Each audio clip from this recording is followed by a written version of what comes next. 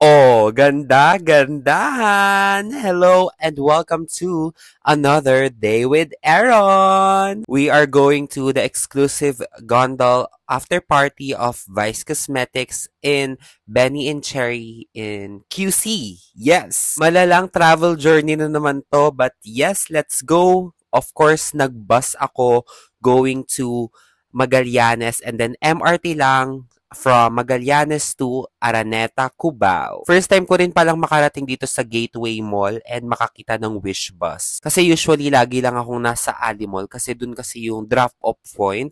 And yes, mahaba-habang lakaran yung ginawa ko from Project 4 going to Benny and Cherry. And kung titingnan nyo sa Google Maps, as in, malala talaga. And I'm so glad that I arrived safe. Thank you so much to Miss Monica, Miss Aubrey, and Sis Danica for making me alala kung okay lang ba daw ako. But yes, okay na okay ako. And by the way, dito na ako nagpapalit sa CR. I'm very glad na maayos yung CR nila. So you can see, nagusot na yung damit ko kasi finold ko lang siya. And then of course, ayusin natin yung wig para hindi siya magtangled and maganda yung itsura. And this is my current favorite perfume. This is the Avon Far Away Beyond the Moon. Favorite to ni Miss Heart. And awarded din siya ng Cosmopolitan. And it's time to start the event. Meron pa kaming games na ginawa after this. Pero ito na lang yung binavideohan ko. Christmas tree making and guys, yung cocktails nila, ang sarap talaga as in. After that, nag-video kami nung aming for Let's Do It content with Ate Vida.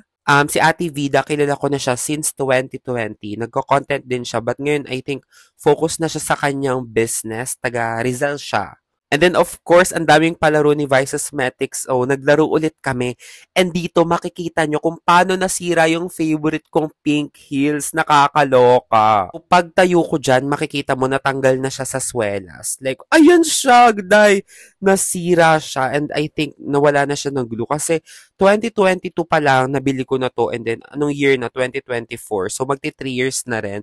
But I enjoyed the party. Nagpalit na ako into my rubber shoes. By the way, super favorite ko talaga ng mga rubber shoes from Adidas. It's just very comfy. And then, awardan pala ako as Gondol of the Year. Wow, after 4 years, feeling ko relevant pa rin ako. So, thank you so much, Vice Cosmetics, for this award. Parang, nagkaroon ako ng validation ba? Vice Cosmetics and Gondol HQs, I am forever grateful for every opportunity and again, thank you so much for this award. And thank you, Gondals, for cheering me always. Then, naka-receive rin kami ng surprise gift from them. And hindi ko pa siya nabubuksan. Of course, party with Junaika and Miss Anne. May super fave Gondals rin sila. Like, favorite ko rin sila.